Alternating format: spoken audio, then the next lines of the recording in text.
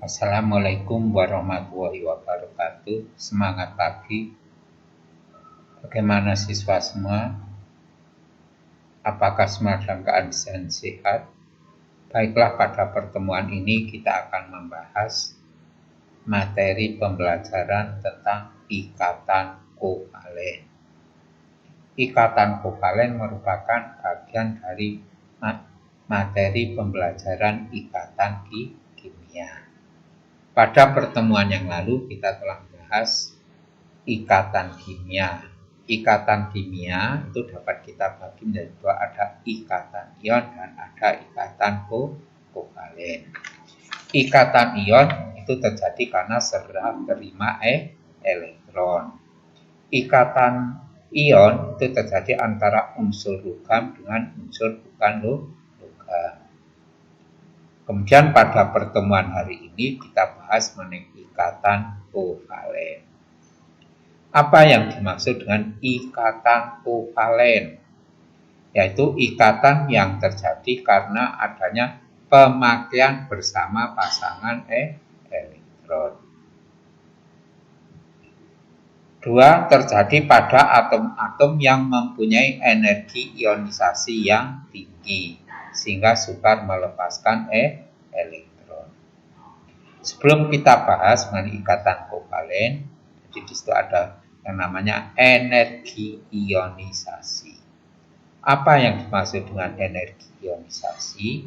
Yaitu energi yang diperlukan untuk melepaskan elektron dari kulit terluar.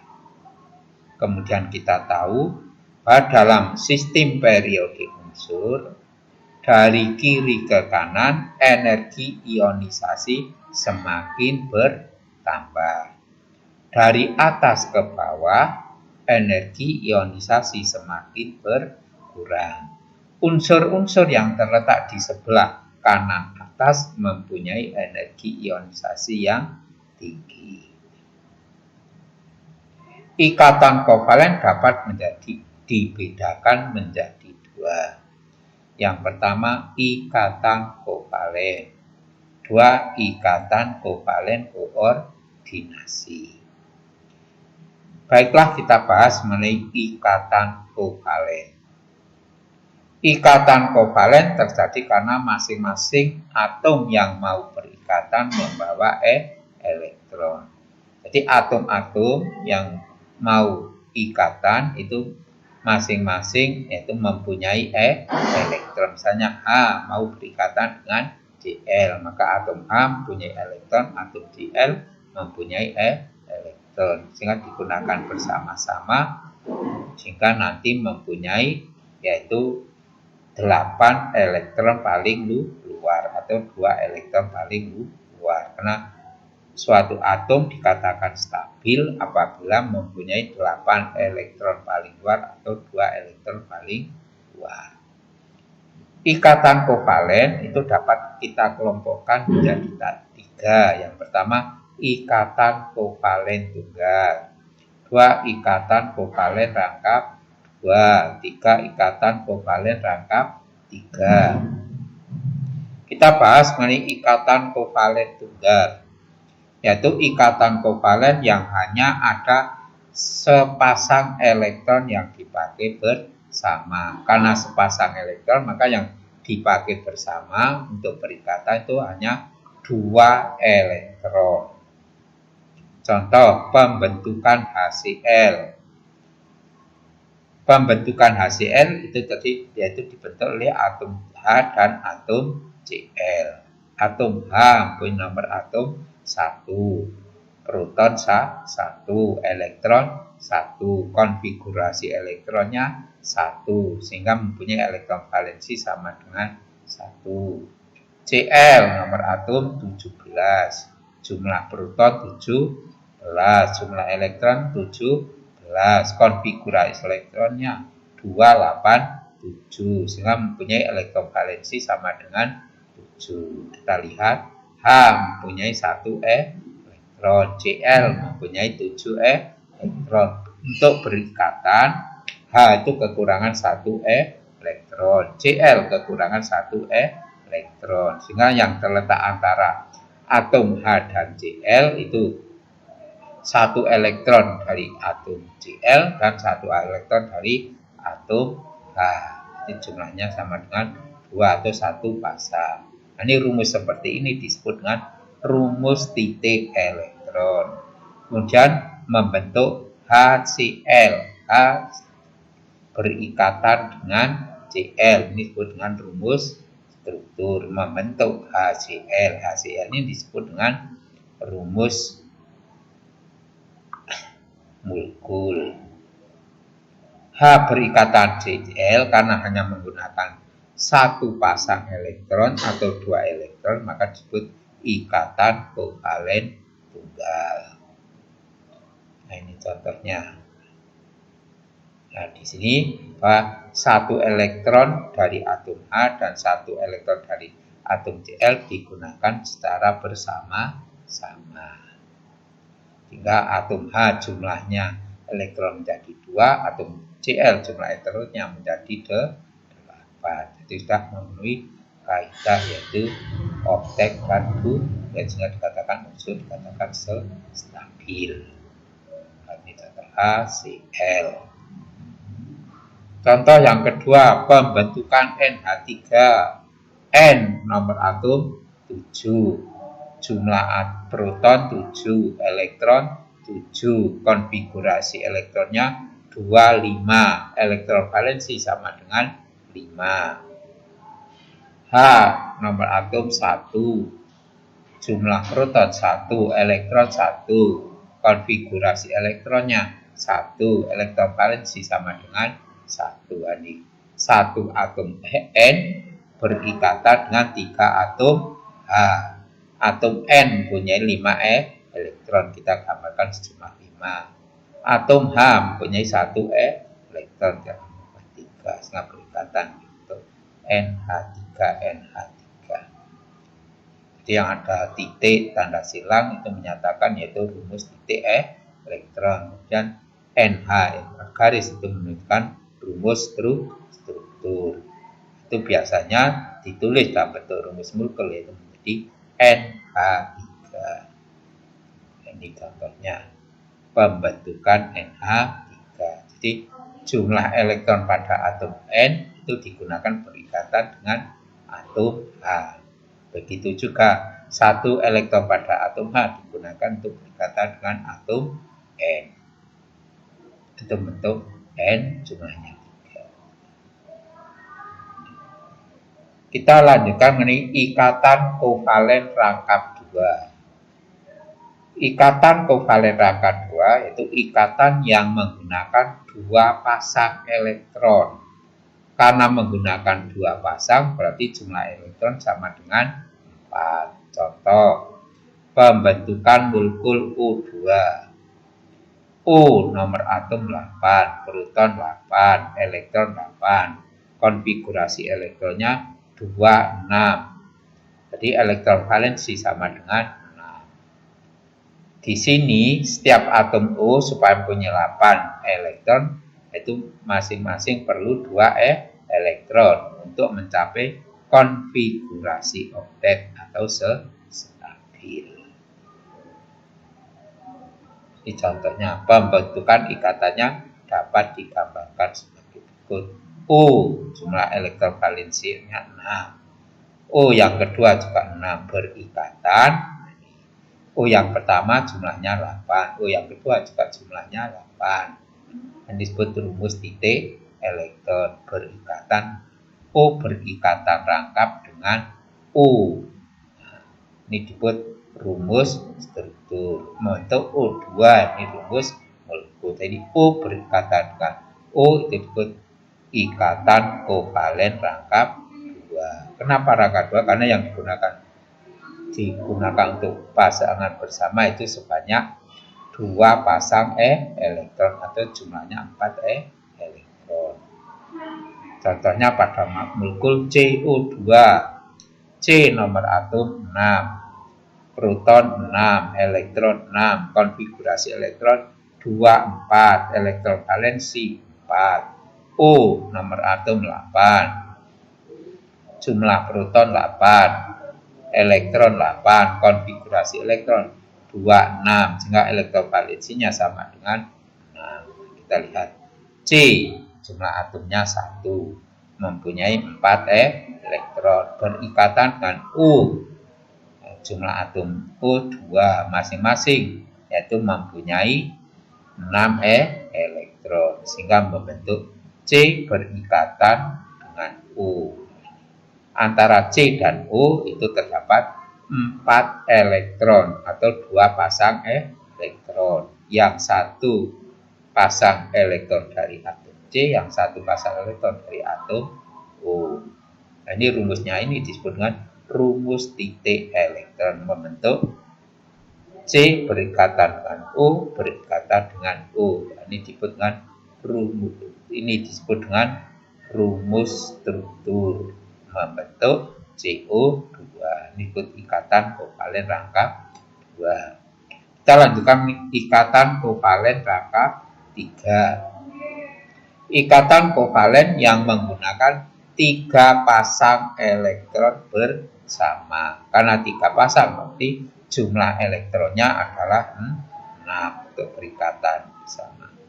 Contoh molekul N2.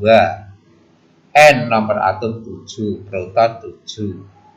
Elektronnya 7, konfigurasi elektron 25, sehingga elektron valensi sama dengan 5. Untuk stabil, maka setiap atom N perlu 3 elektron. Sehingga pembentukan ikatannya dapat digambarkan sebagai berikut. N, jumlah elektron 5. Kemudian supaya 8 kurang 3. Maka di sini di antara 2 tanda atom ada 6 elektron atau 3 pasang elektron. Nah, ini disebut dengan rumus titik elektron. Bentuk N berikatan rangkap 3 dengan N. Ini disebut rumus struktur, membentuk N2. Ini disebut N berikatan rangkap dengan 3, itu disebut ikatan kovalen rangkap 3. Itu mengenai ikatan kovalen. Kita bahas mengenai perbedaan senyawa ion dan senyawa kovalen. Pertama, senyawa ion wujud cair dapat menghantarkan listrik. Senyawa kovalen polar dapat menghantarkan listrik. 2. Senyawa ion dalam wujud padat berbentuk kristal. 2. Dalam senyawa kovalen non-polar tidak dapat menghantarkan listrik. 3. Titik didih dan titik leleh lebih tinggi. Senyawa kovalen, titik didih dan titik leleh lebih rendah. Senyawa ion larut dalam pelarut polar, contohnya air. Senyawa kovalen larut dalam pelarut non-polar, contohnya tetraklorometana. Senyawa ion bersifat keras tapi rapuh. Senyawa kovalen mudah menguap. 6. Senyawa ion membentuk struktur raksasa dengan struktur kristal yang teratur. Senyawa kovalen membentuk struktur sederhana dan struktur molekul raksasa. Jadi ada yang sederhana, ada yang raksasa. Kita lanjutkan ikatan kovalen koordinasi semipolar atau datif. Tadi kita bahas bahwa ikatan kovalen itu dikelompokkan menjadi 2, ada ikatan kovalen dan ada ikatan kovalen koordinasi. Apa yang dimaksud dengan ikatan kovalen koordinasi adalah ikatan yang terbentuk dengan cara penggunaan bersama pasangan elektron yang berasal dari salah satu atom yang berikatan. Contohnya ini A ini mempunyai satu pasang elektron, B tidak mempunyai elektron. Jadi A berikatan dengan B atau A berikatan dengan B. Itu bedanya antara ikatan kovalen dengan ikatan kovalen koordinasi. Kalau ikatan kovalen, atom-atom yang mau berikatan masing-masing membawa elektron untuk ikatan. Tapi kalau kovalen koordinasi yang membawa elektron untuk berikatan hanya salah satu atom. Jadi contohnya begini. Misalnya Anda mau berangkat sekolah, kebetulan naik sepeda motor boncengan. Kalau ikatan kovalen itu yang satu itu membawa sepeda motor, yang satu lagi ngisi bensin. Tapi kalau ikatan kovalen koordinasi yang ngisi bensin sekaligus yang punyai yaitu sepeda motor. Pasangan elektron ikatan yang menyekat ikatan datif itu digambarkan dengan tanda anak panah kecil yang arahnya dari atom donor menuju akseptor pasangan elektron. Jadi ini untuk membedakan antara ikatan kovalen dengan ikatan kovalen koordinasi. Jadi kalau ikatan kovalen itu tanda rumus titik elektronnya atau elektronnya itu adalah tidak sama, tapi kalau kovalen koordinasi adalah sama. Nah, kalau kovalen itu rumus ikatannya itu tanda strip. Tapi kalau ikatan kovalen koordinasi itu tanda anak panah dari donor menuju akseptor atau dari pemberi menuju penerima. Contoh, terbentuknya senyawa BF3 dengan Na3 ini. Antara B dan N itu kan tanda rumus titik elektronnya sama, tanda bintang. Itu makanya ikatan kovalen koordinasi. Tapi kalau B dengan O itu kan rumus titik titik elektronnya beda. Itu namanya ikatan kovalen. Misalnya di sini N dengan B itu yang bukan kovalen itu dengan tanda anak panah. Kalau yang lainnya itu tanda strip atau garis, itu menunjukkan ikatan kovalen. Contoh, terbentuknya senyawa NH4+. Di atas N itu kan rumus titik elektronnya kan sama berupa bulatan atau titik. Itu ikatan kovalen koordinasi. Sedangkan di sebelah kiri karena untuk bawah itu kan yang satu silang, yang satu titik. Ini termasuk ikatan kovalen. Terus yang kedua H dengan N, itu di situ kan tanda anak panah itu bukan ikatan kovalen koordinasi. Sedang sebelah bawah kiri kanan itu strip, itu bukan ikatan kovalen. Contoh yang ketiga pembentukan senyawa SO3. Ini kan tanda antara S dan O sebelah kanan dan sebelah bawah S itu kan titik elektronnya sama tanda bintang, itu kovalen koordinasi. Yang sebelah kiri karena beda itu ikatan kovalen. Kebetulan karena 4 pasang maka ikatan kovalen rangkap. Ini strukturnya. Jadi yang tanda panah untuk menyatakan kovalen koordinasi, yang tanda strip menyatakan ikatan kovalen. Kemudian kita lanjutkan mengenai senyawa kovalen polar dan non polar. Jadi berdasarkan daya hantar listriknya, senyawa kovalen itu dapat dibagi dua, ada polar dan non polar. Senyawa kovalen adalah senyawa yang terbentuk melalui ikatan kovalen. Jadi kemarin kita bahas bahwa senyawa ion itu terbentuk melalui ikatan ion. Senyawa kovalen itu dapat dikelompokkan menjadi dua. Yang pertama kovalen polar, yang kedua adalah kovalen non polar. Kita bahas mengenai senyawa kovalen polar, yaitu suatu ikatan kovalen disebut polar jika pasangan elektron ikatan atau PII tertarik lebih kuat ke salah satu atom. Jadi pasangan elektron yang digunakan untuk ikatan itu tertarik pada salah satu atom. Misalnya lebih dekat ke salah satu atom. Misalnya H dengan S berikatan. Nah, yang digunakan untuk ikatan bersama itu lebih dekat ke atom S. 2. Kepolaran suatu ikatan kovalen disebabkan oleh adanya perbedaan keelektronikan. keterkaitan antara atom-atom yang berikatan. Apa yang dimaksud dengan keelektronegativan? Keelektronegativan adalah kecenderungan suatu atom untuk menarik elektron dalam ikatannya. Itu ukuran kecenderungan suatu atom untuk menarik elektron. Jadi mana yang lebih kuat menarik elektron, dia itu mempunyai sifat yaitu kepolarannya itu nanti akan semakin lebih tinggi. Contoh di sini HCl, antara H dan Cl itu yang digunakan untuk ikatan kovalen kan lebih dekat ke atom Cl. Ini. Nah, lebih dekat dengan C maka bersifat polar.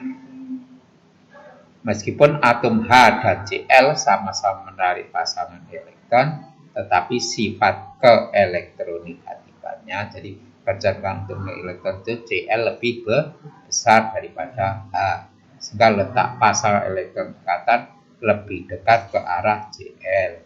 Akibatnya yang terjadi sematan kutub dalam molekul HCl. Ya, jadi sehingga seperti terjadi bahwa H itu nanti bentuk kutub positif, Cl bentuk kutub negatif. Ciri-ciri senyawa kovalen bersifat polar. 1. Berbentuk tidak simetris. Contoh H2O, NH3. 2. Mempunyai momen dipol atau mu adalah ukuran suatu besaran yang digunakan untuk menyatakan kepolaran suatu ikatan kovalen. Jadi kalau semakin besar momen dipolnya atau mu, berarti di sini semakin bersifat polar. Kalau semakin besar itu semakin bersifat non polar. Kita bahas yang kedua, senyawa kovalen non polar. Suatu ikatan kovalen dikatakan non polar atau tidak berkutub jika pasangan elektron ikatan tertarik sama kuat ke semua atom, karena atom-atom dari unsur yang sejenis. Jadi sini sifat keelektronegatifannya adalah sama. Jadi kecenderungan untuk menarik elektron itu sama karena sama kuat, sehingga pasangan elektron yang digunakan terletak di tengah, sehingga harga mu-nya berpihak ke sama dengan 0. 2. Mempunyai harga elektron yang sama. Akibatnya muatan dari elektron tersebar secara merata sehingga tidak terbentuk kuat. Tadi karena mu atau harga elektron itu sama, maka tersebarnya dia tidak terbentuk merata. Contoh H2, Cl2, N2, O2. Demikianlah pertemuan pada hari ini. Mudah-mudahan bermanfaat. Sebelum kita berpisah, seperti biasa, kerjakan soal-soal berikut ini. 1. Tuliskan pembentukan ikatan kovalen dari A. H2S, H nomor atom 1, S nomor atom 16, B. CH4, C nomor atom 6, H nomor atom 1, SCl2, S nomor atom 16, Cl nomor atom 17, C2H4, H nomor atom 1, C nomor atom 6, E, C2H2, H nomor atom 1, H nomor atom, C nomor atom 6. Nomor 2, tentukan senyawa kovalen polar atau non-polar dari senyawa berikut: A. HCl, B. H2O, C. CO2, D. NH3, E. SO2, dan F. H2S. Terima kasih. Demikian pertemuan pada hari ini. Mudah-mudahan bermanfaat. Wassalamualaikum warahmatullahi wabarakatuh.